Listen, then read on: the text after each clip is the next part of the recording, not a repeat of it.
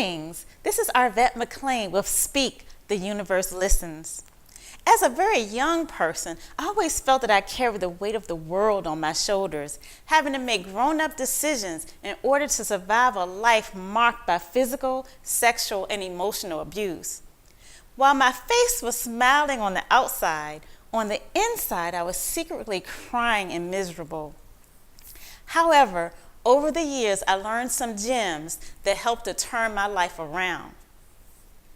I now get to live the life of my dreams, filled with love, travel, and wonderment. And I am absolutely passionate about sharing what I have learned with you. If you want to live your best life, tune in each week as I, along with some awesome guests, share these life-changing gems with you. Inspired to be more, do more, have more. Greetings, everyone. Today's topic is creating from your inner guidance. Today, once again, we have joining us Shirl Rhoades, who is an intuitive healer as well as a spiritual counselor. And she is just, when I say she's fascinating, I mean, she is fascinating. Just so many topics, so many ways of expressing herself. And one of the things that I wanted her to share with us today is a little bit about creating from her inner guidance. One thing that she has exposed me to is meditative art. Now, I've been aware of people using art as a form of meditation, but I was not familiar with meditative art. So can you tell us a little bit about that? Absolutely. First, I just want to say thank you so much for having me again. Yes. Namaste. So meditative art, you're exactly right. There's a lot of art out there that could induce a meditative state just by being in its presence, looking at the art. But what began to develop for me was that I began to create meditation pillows or tapestries for people. And when I'm working on these pieces of artwork, they are very, very intricate, very detailed. And at that time that I'm working, I go into an altered state of consciousness, I could describe it as, whereby I am getting images of the person who has ordered said product, or I may see certain symbols. Most of it I don't understand, but I continue to work on the piece. I'm usually guided as to how many stones to place on it and what the meaning of that is. There are many times where I am praying over the piece of artwork. I am guided by my higher self, my inner guidance, and I am always connected with my higher self when I'm working on these projects. The inner guidance is the most important guidance. And so what normally happens is when we are connected to our higher selves, and being connected to the higher self means you know that you're hearing your higher voice. It always leads to goodness. When this happens, you will normally get a confirmation from somewhere outside you. It's not the other way around. It's not, I wonder which job I should take. Let me call Arvat and ask her which one. It's more, this job feels right. Okay, this is the job that I saw in the dream. This is the job that keeps popping up everywhere I go. I hear people are talking about this. This is the one that feels right for me. When I even look at the name of this position, I feel good inside. My heart begins to beat a little faster. And then I call you, and before I can even get started, you say, I had a dream about you last night. You had a new job. Yeah. So you receive a confirmation. The inner guidance is very strong. And so when I'm working on these pieces, I am literally getting information about whomever has ordered it. Usually what happens is I share with them what I experience, and they are really taken aback by the information that I share with them, because it is very pertinent to their lives. And some people try to figure out, how in the world did that happen? How did you know that? But it is part of the process. It is part of this art, I feel, that leads to a sort of meditative or altered state of consciousness. Okay, so that's the question that I had. So how do you get into the meditative state? Do you start there? That's a and good then, question. Yeah. In the past, I would play music. I would play certain prayers.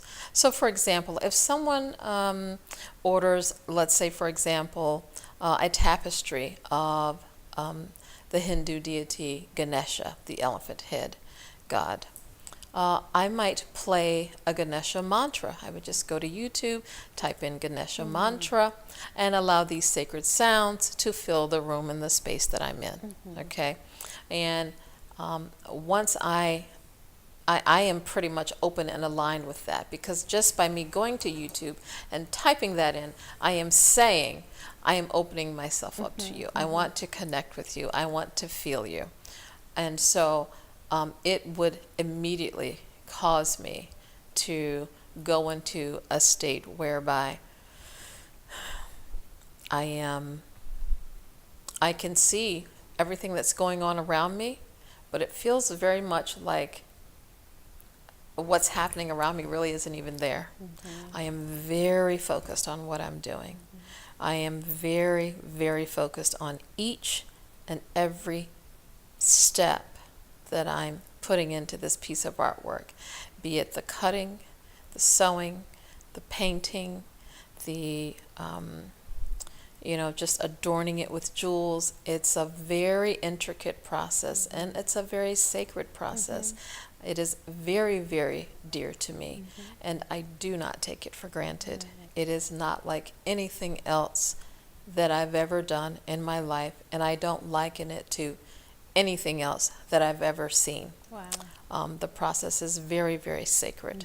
And so there are times when, my children may say, "Oh, I didn't even know you were here, Mom." Okay. They could have been calling me, but I just really wasn't in the space of hearing them. I was so concentrated and in an altered state whereby I'm not really present where they are. Okay. And so in that space of receiving higher information and healing information for the client, it's a very sacred space. Okay.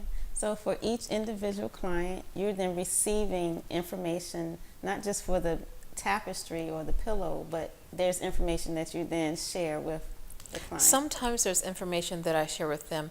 And I stated before, in the past, I would sort of have to do something to get into the state. The more I began to create these pieces, the easier it was for me to connect. Now, I can pretty much sit down and just start working. I'm already there. I'm already there. Most of the time, this information is coming to me in dreams and visions. And so when I sit down to start working on it, I already know what I'm going to do. Many times I can see it before it's already done. No one has even ordered it. I will get started on it. I will work on it for several hours, and then the order will come in. So that's what's been happening as of late. That is fascinating. So who do you think is creating this art? I believe that God is creating this art. I believe that God is creating this art for the person who's ordering it. That is what I believe. Wow. And so do you feel like you're actually like stepping out of the picture, like you're just moving out of the way, and then I consider myself a vessel through which the Creator can express. And so I constantly ask myself, what am I allowing the Creator to express in this moment? Sometimes I ask the Creator, what is it that you wish to express in this moment? And that's how I begin the work. Wow. And I am privy to all kinds of information. Some of it I verbally share with the client. Most of it I do not, because I allow God to do I allow God to be. And so what happens is they usually contact me and they say, this tapestry is alive. This tapestry speaks to me in my dreams.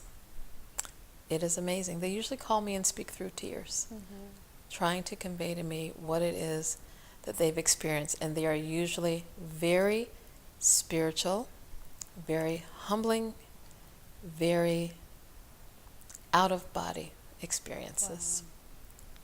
Wow. Now, so typically are these people who have already been on a spiritual path, or can it just be anyone? Sometimes there are people who have already been on a spiritual path. Sometimes people will call or message me and say, I'd like a meditative pillow of Hindu goddess Lakshmi. She is the goddess of wealth. Okay? And so, of course, they want to connect with Lakshmi because they are seeking to create more abundance. And so I will then go to work on behalf of the client and on behalf of Lakshmi.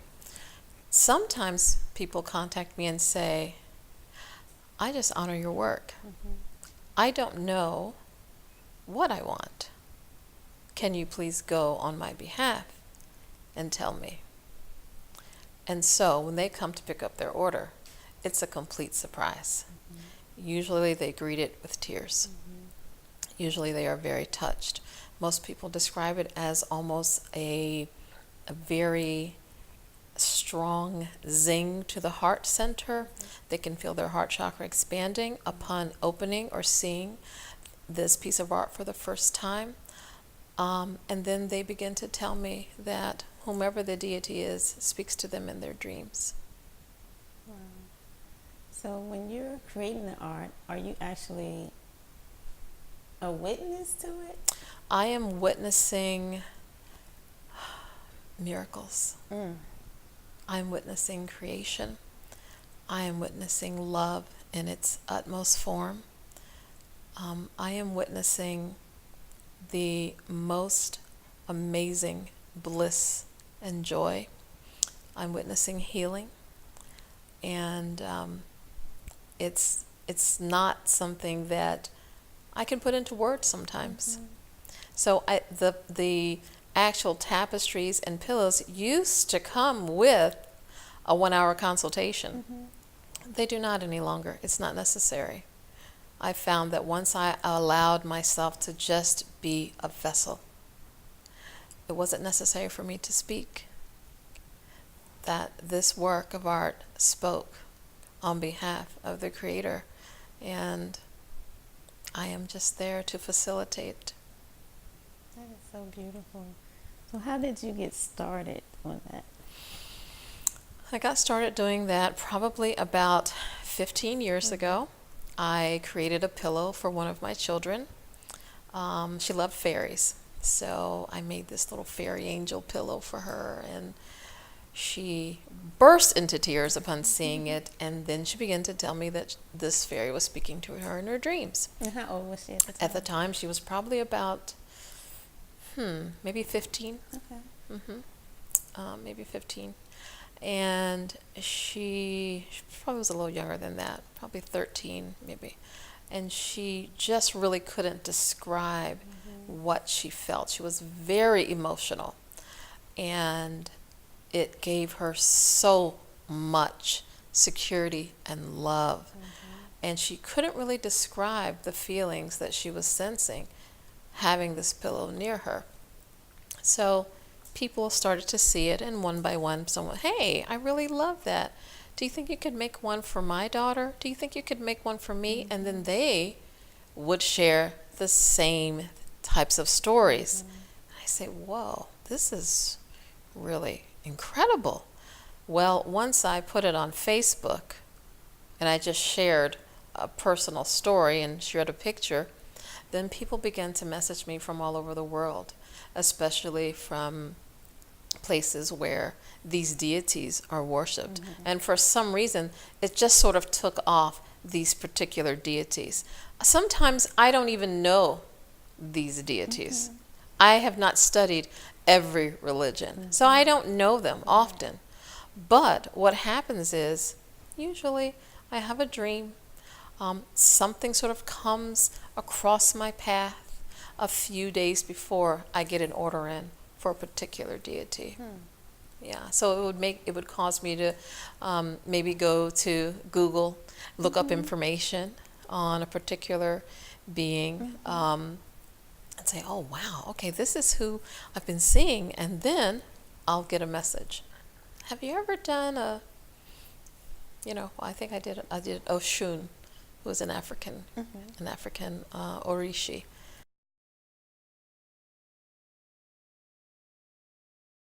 An African goddess, and I didn't know who Oshun was, but I had been seeing these images of this being, and I didn't know who she was. And then shortly after I began to see that, I believe Beyonce posted some pictures where she was at an event, and she was there representing her mother goddess, Oshun. Okay. And I said, oh, very, very interesting. So these sort of synchronicities will happen. And then someone called me and said, hey, do you think you could make me an Oshun pillow? And I thought, sure. I had already started purchasing the products to make it. I knew exactly what it would look like. I was sensing that this person wanted a blessing of abundance. I was also sensing that this was a very creative person, and also someone who was very regal. She was very sure in herself, and she knew what she wanted in life. She also was attempting at that time to get pregnant. And so all of these things began to come to me, and I don't even know who this person is. That's and then amazing. I get the contact, and she says, hi, do you think you could make me an Oshun pillow? And I said, absolutely. I've already started, But yeah, that's usually how the process goes, and it's very, very sacred to me.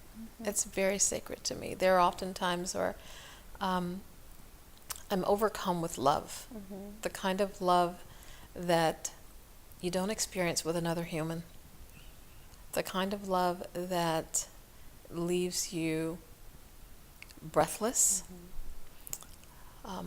You can feel your breath leave your body. You feel that you are part of everything in creation and everyone. It's very still. It's very quiet. It's very big. It's very profound. It is all-knowing. It is all-encompassing. And there's nothing in this world like it. Wow. Yeah. Now, do you experience that in other parts of your life? I experience that in meditation. I experience that in prayer. When I say sacred prayers, Aramaic prayers, Hindu prayers, I experience that as well. Is this something that you teach your children? My children are adults now. I have tried to teach my children. I teach anyone who will listen. Anyone who will listen. Yeah. If someone were to contact me right now and say, could you help me to learn an ancient Aramaic prayer, like the Anabacoic, I would say, absolutely. What's your phone number? What day can you do this? Yeah. Because I notice a profound change in my life when I begin to incorporate these sacred sounds. They are not like any prayer that we say in English. And it's because of the sounds. It's because of the language. English is a combination of different languages.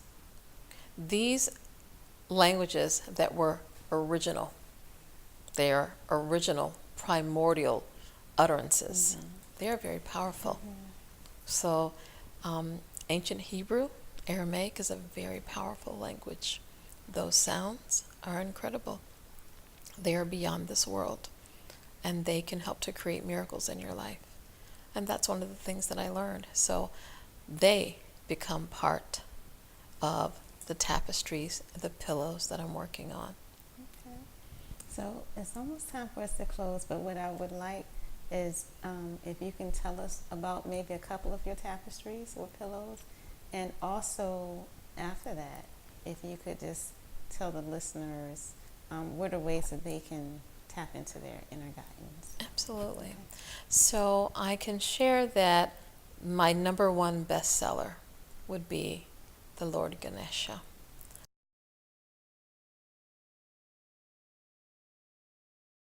And the Lord Ganesha is a Hindu deity. He is the elephant head god. He is the obstacle remover. That has been my number one seller. Lord Ganesha is amazing. He carries the blessings of the universe in his belly. And he's very powerful. He makes me smile. That's probably been my number one bestseller. Next to Ganesha would be Lakshmi.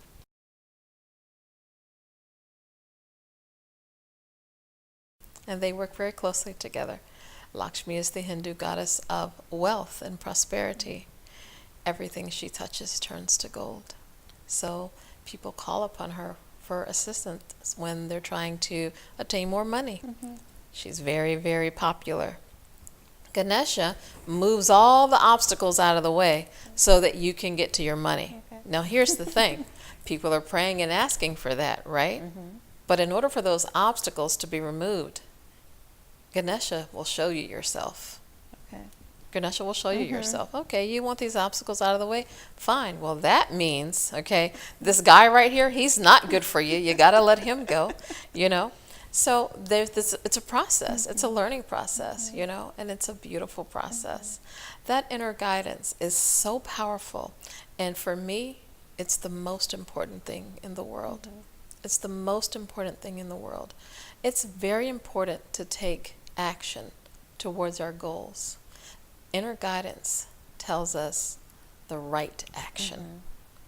We can take action all day, but it's got to be the right action. So that inner guidance helps us to walk in those steps that have been ordered for us. And that's what's so powerful about that. That's so awesome. Yeah. Yes. So just one little tip on how can someone start to recognize their inner guidance? I always suggest that creating sacred space will get you there. Creating sacred space means making the time for your own divinity. Creating a space for it, mentally, physically, spiritually. So if for you that means you just take one little pillow and place it on the floor, and this is your sacred space. This is your sacred pillow. This is where you will sit and you will connect with the divine and you will ask God to please commune with you. That's creating sacred space. When do you do that? Every day. Every single day. Because who likes to be called when there's something wrong only? You see, this is where we mess up as humans. You know, you say, can you pray for me? Because when I pray, my prayers aren't answered. I don't think God hears me. Well, of course God hears you. We're all connected to God all the time. But who wants to be called only when something's wrong? Don't you like to be called just to say, hello, I love you. Definitely. You're beautiful. Yeah, so we should create sacred space. It's honorable, Yes. and it is honored. It is recognized by the heavens as an honorable deed, and it can get us whatever we want. Thank you so much. That's so beautiful. God bless you. Thank Yes, you. Thank you. And please share where people can reach you. Absolutely. They can reach me at my email, which is shirlrhoades@gmail.com. That's SHIRLRHOADES @gmail. Great. So I'm just excited to talk to you as often as possible. So please join us again. Absolutely. Thank you. Thank so you much. too. And I hope you enjoyed this as much as I did. This is Arvat. Until next time.